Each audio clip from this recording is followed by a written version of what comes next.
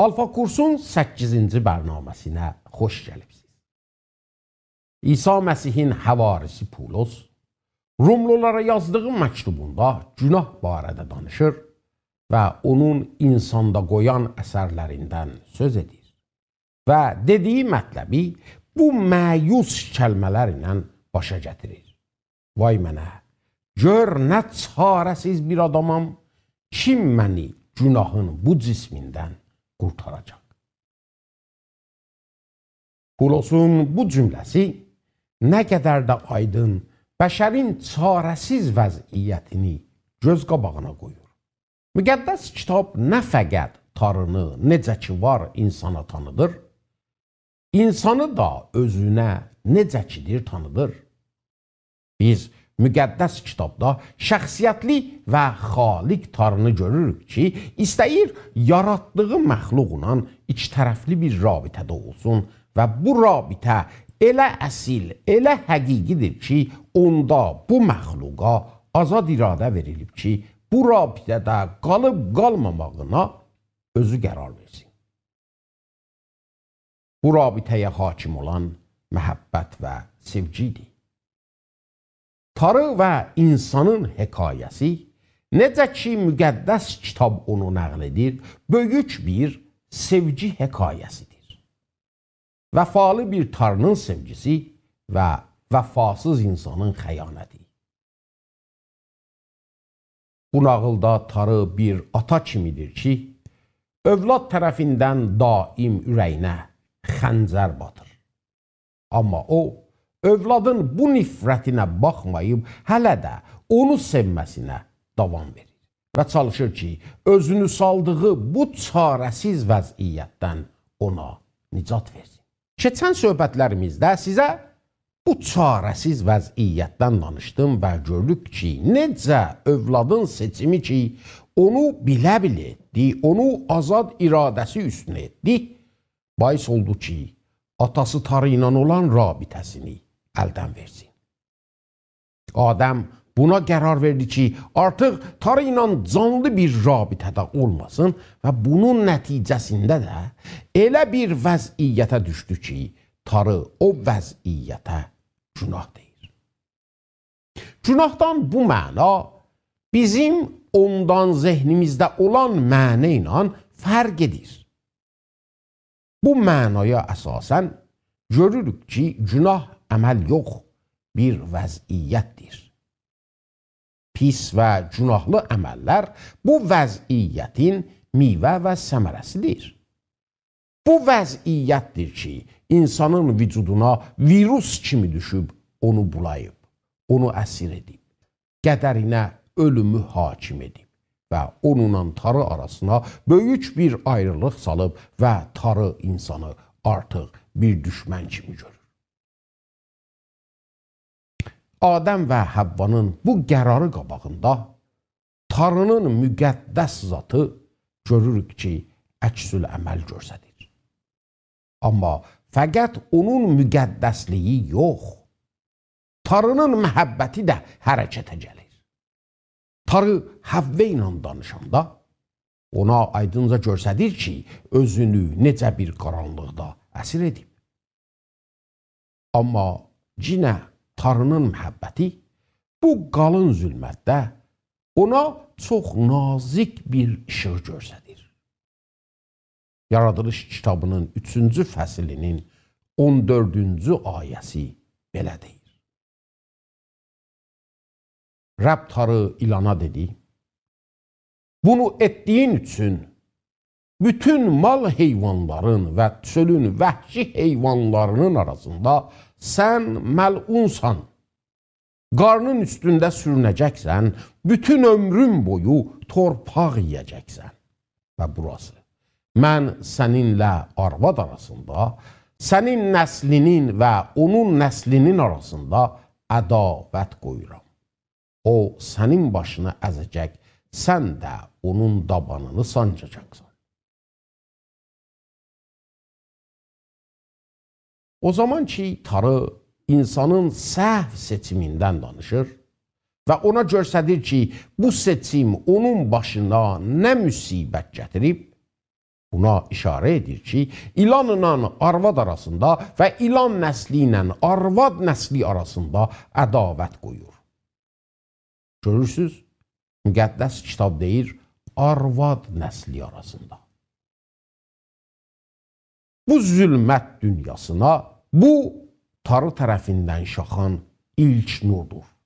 Gerçi elə də işığı yoxdur, lakin o qədərdir ki, onların ürəyinə ümid satsın. Tanrı aydınca göstərir ki, arvadın nəsli şeytanın başını əzəcək və bu müharibədə şeytan da arvadın nəslinə ziyan yetirəcək. Və bu ayədən belə bütün ətiqətdə biz Tanrını görürük ki, necə çalışır bu pozulmuş rabitəni təzədən qursun. Və bütün bunları edən əzizlərim Tanrının məhəbbətidir. O kamil məhəbbət, o şərtsiz məhəbbət ki, Tanrı insan haqqında ürəyində saxlayır. Amma Tanrının bu məhəbbət əməllərinə baxmayaraq, insanı da görürük ki, necə etdiyi səhvinə davam verir və hələ də çalışır ki, bu rabitədə özü Tanrı yerində otursun və Tanrını həyatından qırağa qoysun.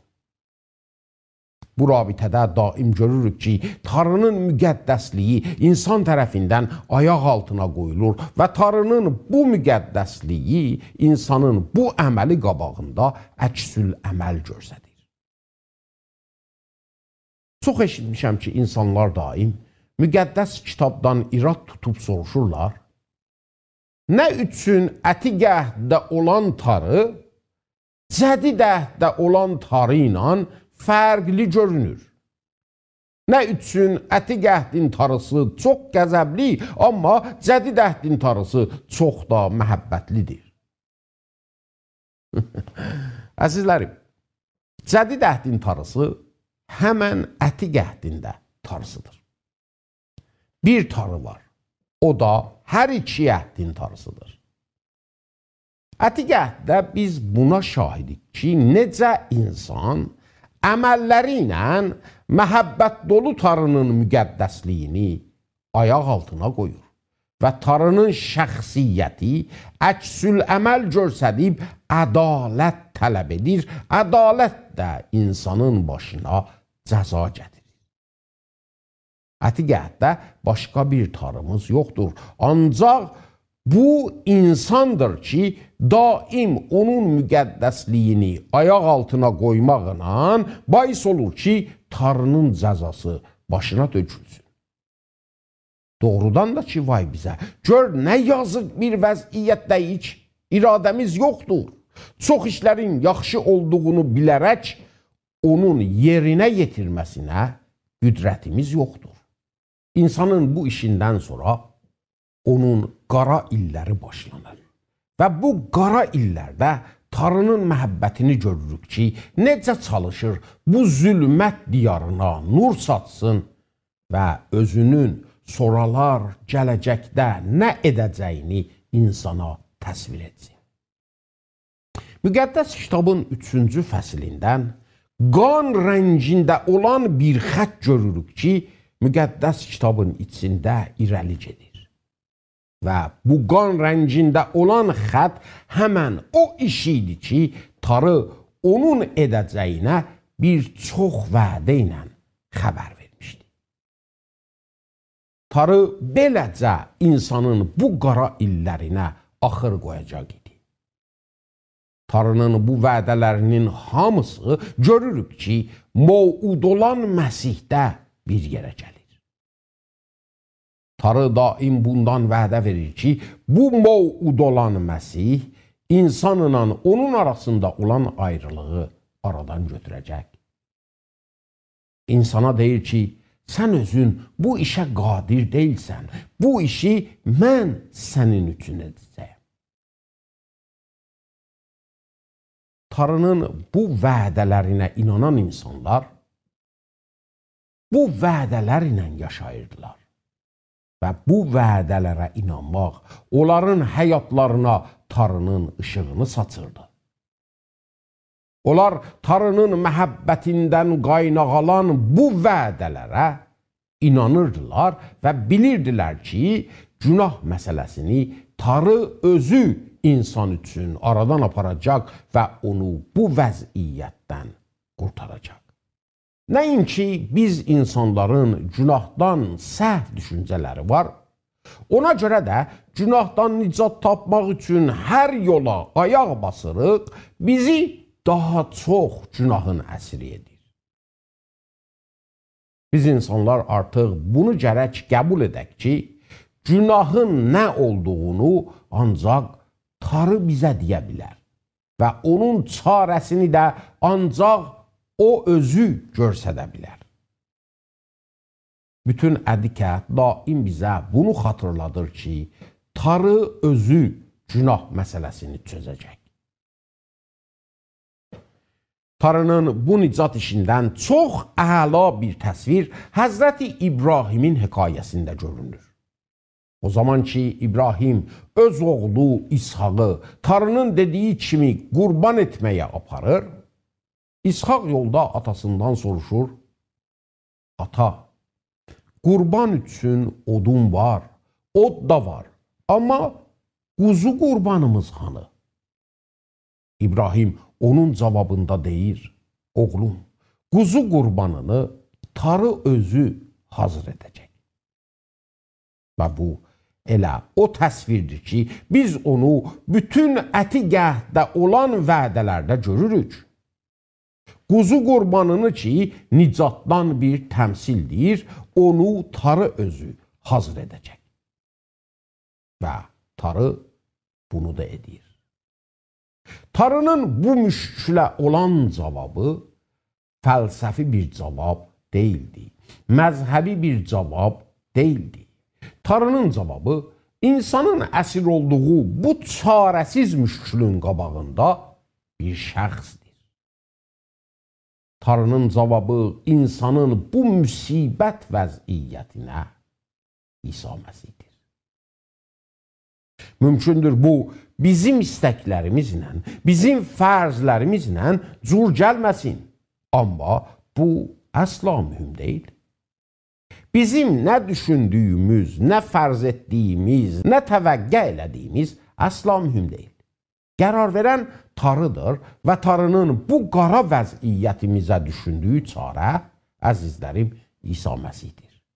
Tanrının cavabı peyğəmbər, filosof və ya belə kimi adamlar deyil. Çünki bunlar da elə həmən günah vəziyyətində əsirdirlər. Onlar da Tanrının köməyinə möhtacdırlar. Tanrının cavabı bu vəziyyət üçün İsa Məsihdir. Amma İsa kimdir? Belə bir sualı Mərqos rəvayət etdiyi İncilin 8-ci fəsil 27-ci ayəsində də görürük ki, İsa bu sualı şagirdlərindən soruşur. Onlardan soruşur, xalq məni kim bilir? Adamların məndən nə tanışıqları var? Məni kim güman edirlər? Şagirdlər İsa'nın bu sualı qabağında cavab verirlər. Biri də səni təmid verən Yahya bilir. Biri də səni İlyas peyğəmbər güman edir. Bəziləri də səni böyük peyğəmbərlərdən biri tanıyır. Amma necə ki görünür, onların bu cavabı İsa'ya bəs deyil. Çünki onların özündən soruşur, siz məni kim bilirsiniz? Siz, yəni şagirdlər, onlar ki onunla yaşamışdılar, onun sözlərini, əməllərini, nə etdiklərini görmüşdülər. Burada görürük ki, İsa böyük bir peyğəmbər olmağı qəbul etmir. Bundan daha da çox təvəqqə edir. Əgər İsa bu peyğəmbər olmağı qəbul etsəydi, artıq heç müşkül qalmazdı, heç kəs də bizi qınamazdı ya da müttəhim etməzdi ki, küfrdəydik. Əzizlərim, mətləb bu deyil ki, mən İsa'nın haqqında nə düşünürəm? Mətləb budur ki, İsa özü qəbul etmir ki, ancaq böyük bir peyğəmbər olsun. Doğrusu İsa'nın bir insan olduğu haqda heç kəsin heç şübhəsi yoxdur. Hər kəs indi bunu arxayın bilir ki, İsa Məsih bizim tariximizdə yaşayıb. Hətta İncillərin rəvayətində də İsa'nın bir insan olduğu aydınca göz qabağındadır. Görürük ki, İsa başqa insanlar kimi ac olur, susuz olur, yorulur. Başqa insanlar kimi onun da hissləri var, şad olur, qəmgin olur. Bunların hamısı İsa'nın həqiqətən bəşər olduğunu göz qabağına qoyur. Amma ancaq bu qədər. Aya İsa ancaq bir insan idi, ya da ancaq yaxşı bir müəllim, ya ki İsa bundan da artığı ola bilər. İsa Məsihin verdiyi təlimlərə baxanda görürük ki, onun təlimlərinin mehvər və mərkəzi o özü idi. Təlim verəndə təliminin bünövrəsi o özü idi. Yuhanna rəvayət etdiyi İncilin 6-cı fəslində şahidik ki, necə çox adamlar İsa'nın arxasından gedirlər.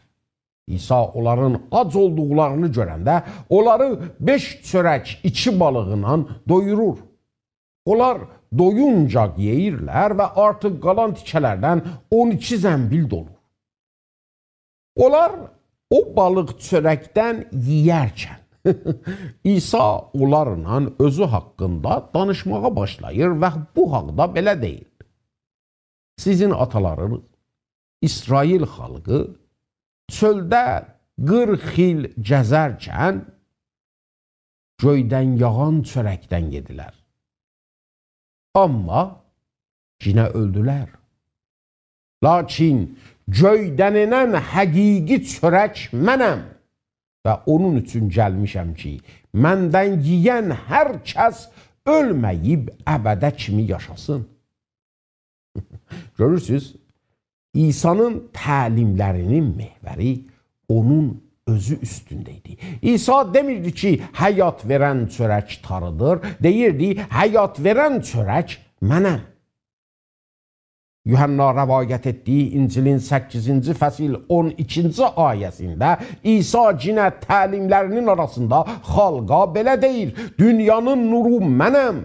Mənim arxamdan gələn adam qaranlıqda qalmaz, çünki bu canlı nur onun yolunu işıqlandırar.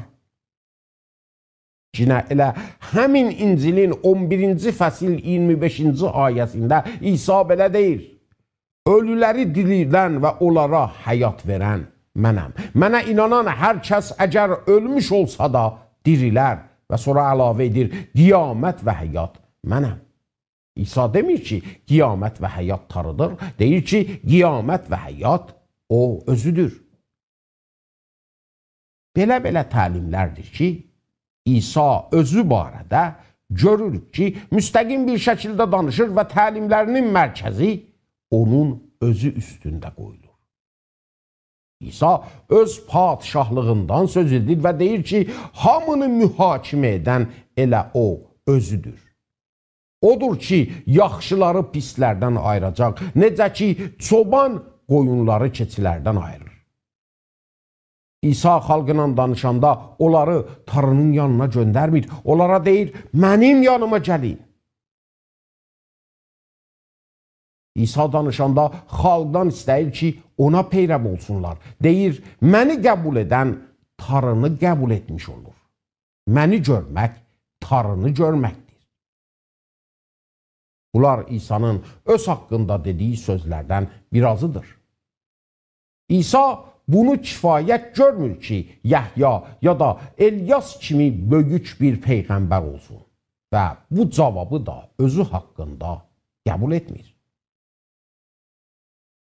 Mərqos rəvayət etdiyi İncilin 2-ci fəslində 4 nəfəri görürük ki, öz iflic dostlarını yataq üstündə şəfa üçün İsa'nın yanına gətirirlər. Lakin xalqın qalabalığından qadir olmurlar ki, evin içərisinə girsinlər. Ona görə də iflic dostlarını evin damına daşıyıb, dostlarını oradan yatağı ilə İsa'nın olduğu otağa salırlar.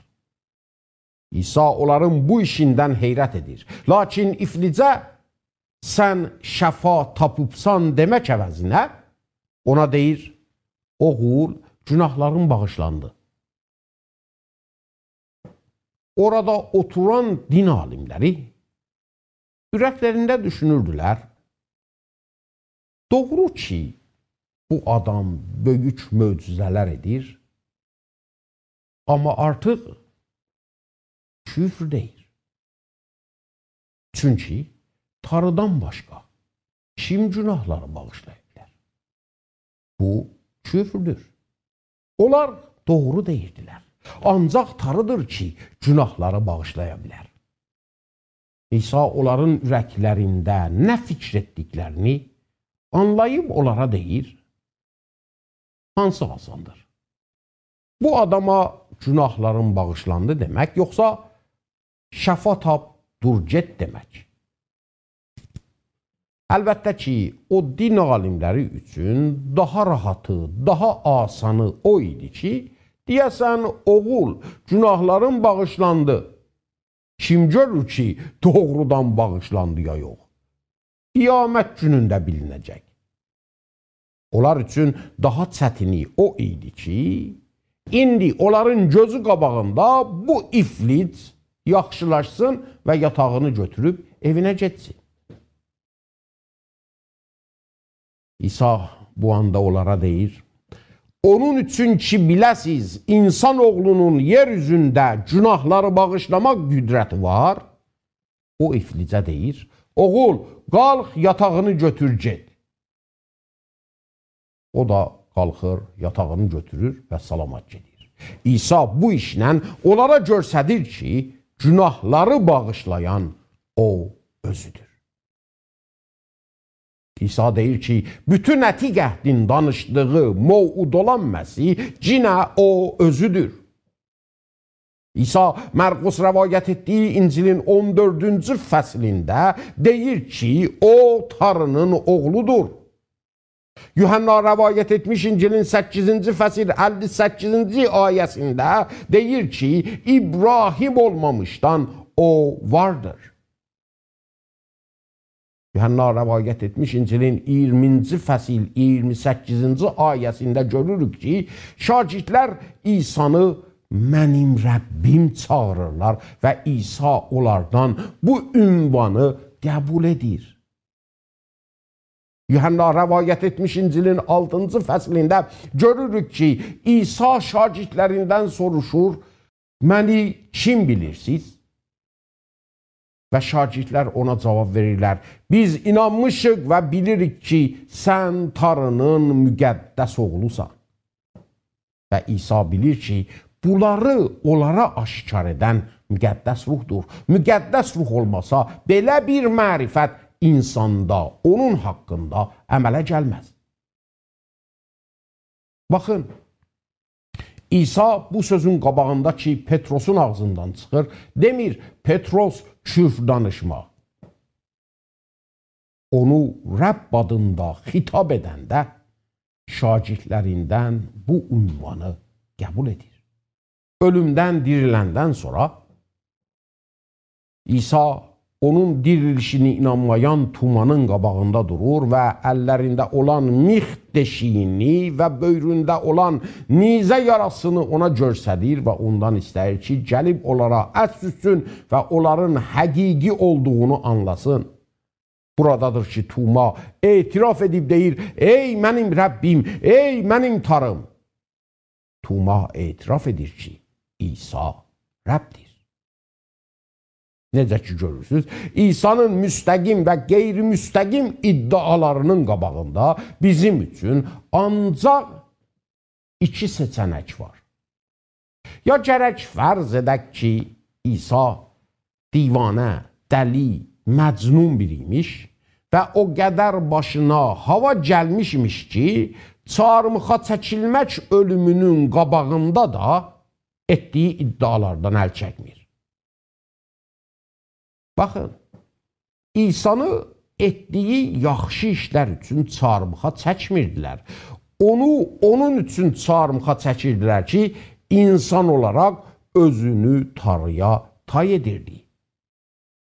Ona görə də əzizlərim, bizə heç bir yol qalmır. Ya gərək İsa'nın lap məcnun, lap dəli, lap divanə olduğunu düşünək, ya da gərək qəbul edək ki, onun öz haqqında etdiyi iddialarının hamısı doğrudur.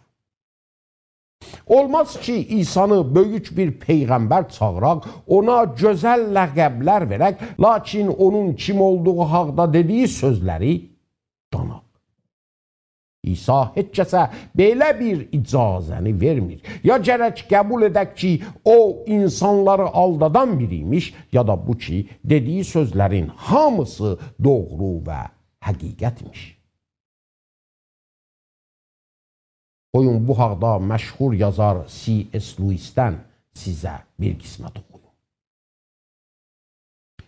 C.S. Lewis yazır, beləcə biz bu qorxunc seçimlə rastlaşırıq. Ya İsa özü iddia etdiyi şəxsdir, ya da divanənin biri, bəlkə ondan da çox.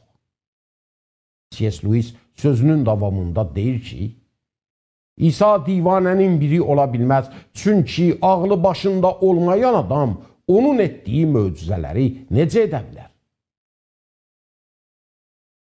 Biz bu sözü elə Yahud alimlərinin birinin ağzından eşidirik. Nikodimos adlı Yahud alimlərindən biri gecə yarısı İsa'nın yanına gəlir və ona belə deyir, Ustad, biz bilirik ki, sən tarı tərəfindən gəlibsən. Çünki tarı tərəfindən gəlməmiş bir adam sənin etdiyin möcüzələri edə bilməz.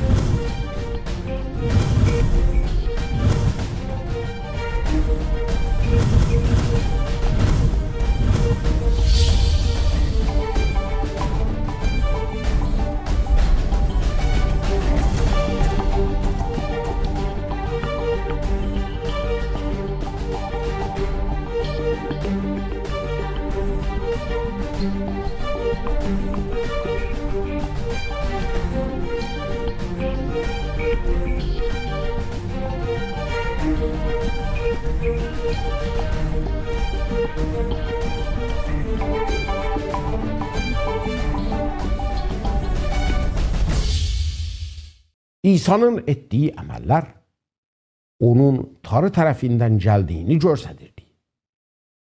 Adamların gözü qabağında naxoşlara şəfa verirdi. Acıları doyururdu. Anadan kör doğulan adamın gözünü açırdı. Anadan kör doğulan adama göz yaradırdı. Ölüləri dirildirdi. Məcnun və divanə bir adam belə işlər görə bilməz. Buna görə də əgər gözümüzün qabağında olan bu həqiqətlərə insafla baxaq, bizə heç çarə qalmır ki, gərək qəbul edək ki, İsa həmən iddia etdiyi şəxsdir. İsa həyat verən çörəkdir. İsa qiyamət və həyatdır. İsa tarının hüzuruna gedən yoldur. İsa qapıdır. İsa özünü üzüm ağacına bənzədib belə deyir, mən üzüm ağacıyam və siz budaqlarsınız, məndə qalın və həyatınızı məndən alın. Tanrının insanın bu müsibət vəziyyətinə olan cavab fəlsəfi ya da məzhəbi bir cavab deyil. Tanrının cavabı bir şəxsdir, İsa Məsih.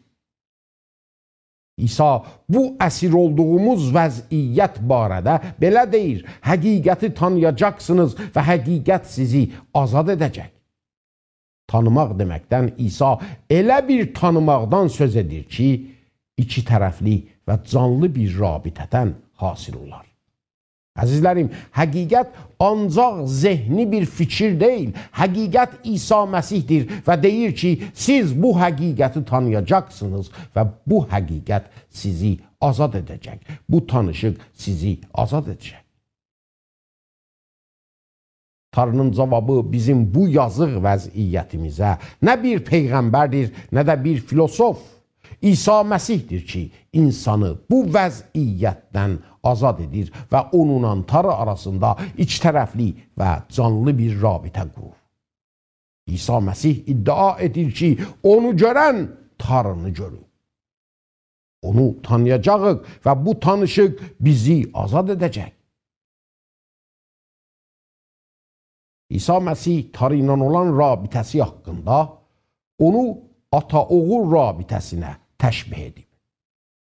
İsa Məsih ancaq özünü Tanrının oğlu yox, bizi də onun oğullar və qızları çağırır və deyir ki, gəlib bizimlə Tanrı arasında pozulmuş bu ata-bala rabitəsini təzədən qursun.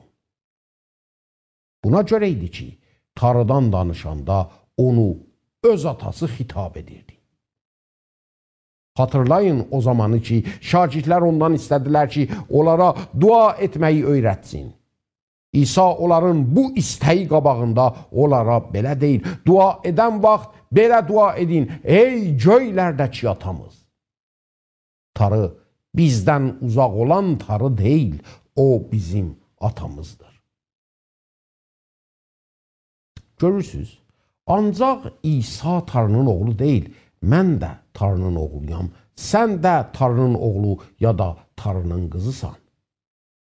Bu Tanrıdır ki, bizə yaxın gəlib və istəyir ki, bizimlə iki tərəfli bir rabitədə olsun. Elə səmimi bir rabitə ki, ancaq ata-bala rabitəsində özünü təsvir edə bilər.